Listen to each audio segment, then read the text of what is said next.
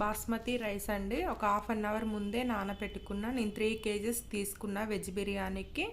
4 లవంగాలు, స్టార్ అనాస పువ్వులు 3, సాజీరా 1 స్పూను, జాపత్రి కొంచెం, లవంగాలు ఒక 10, 2 చెక్క, బిర్యానీ ఆకు 3, పుదీనా అన్నీ రైస్లోనే వేసుకున్నాను.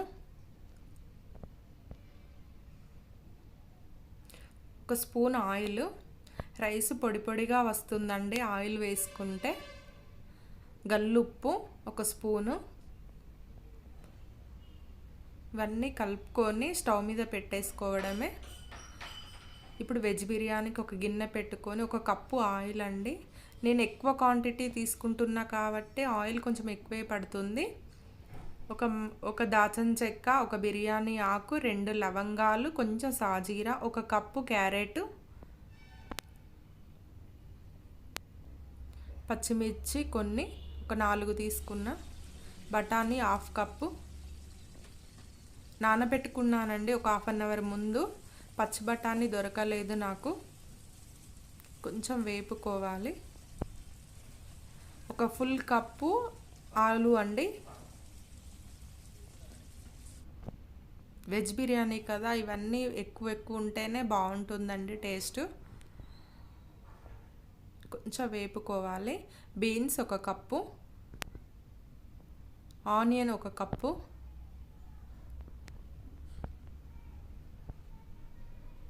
ఇవన్నీ కొంచెం దూరగా వేపుకోవాలి. ఆయిల్లో కొంచెం ఫ్రై అవ్వనివ్వాలండి.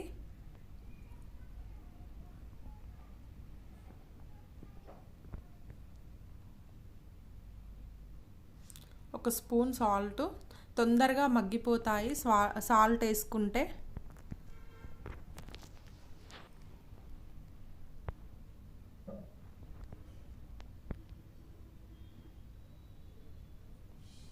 మూత పెట్టేసుకుందాం. ఒక 5 నిమిషాలు మూత పెట్టుకుంటే తొందరగా మగ్గిపోతాయి.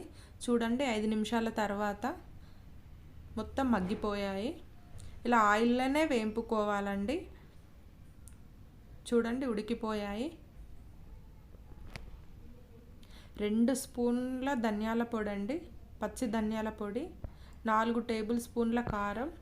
3 కేజెస్ కదా ఎక్కువే పడతాయి. 2 స్పూన్ల అల్లం వెల్లుల్లి పేస్ట్, 1 స్పూన్ సాల్ట్. నేను రైస్లో వేసుకున్నాను, మళ్ళీ ఇందులో వేసుకుంటున్నాను సాల్ట్.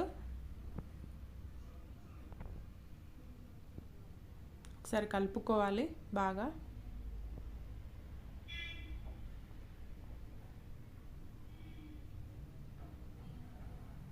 ఒక కప్పు పెరుగు,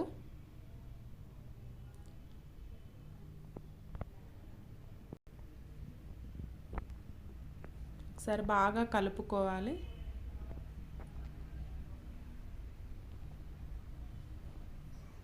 ఒక గ్లాస్ వాటర్ వేస్తున్నా. కూరగాయ ముక్కలన్నీ ఉడికిపోవాలి కదండి, అందుకే వాటర్ వేస్తున్నా. ఇప్పుడు మూత పెట్టుకొని ఒక 10 నిమిషాలు మగ్గించుకోవాలి. చూడండి సూపర్గా ఉడికిపోయాయి వక్కలన్నీ.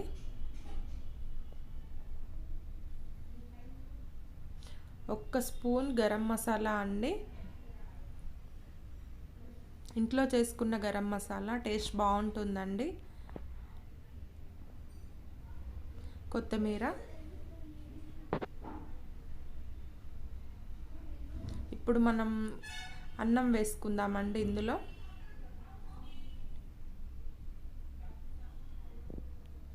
చూడండి రైస్ ఇంత మునుపు స్టవ్ మీద పెట్టుకున్న రైస్ అండి.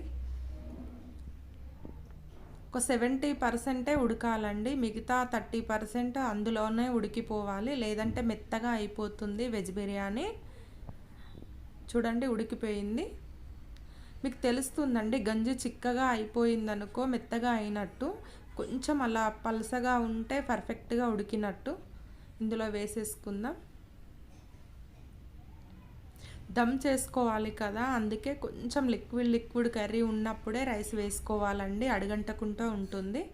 రైస్ అంతా వేసుకున్న తర్వాత ఫుడ్ కలర్ అండి, ఎల్లో కలర్ తీసుకున్నాను. మీ దగ్గర కుంకుమ పువ్వు ఉంటే అది వేసుకోవచ్చు. కొత్తిమీర,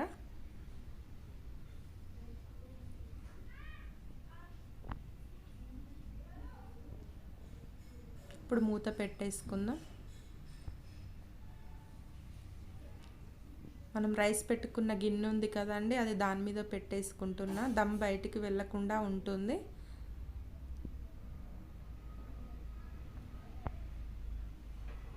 చూడండి సూపర్గా ఉడికిపోయింది.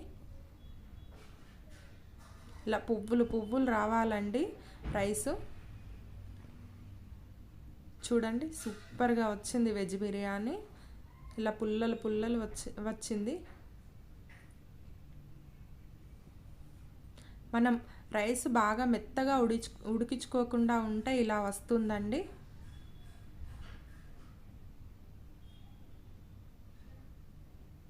వెజ్ బిర్యానీ సూపర్గా వచ్చింది.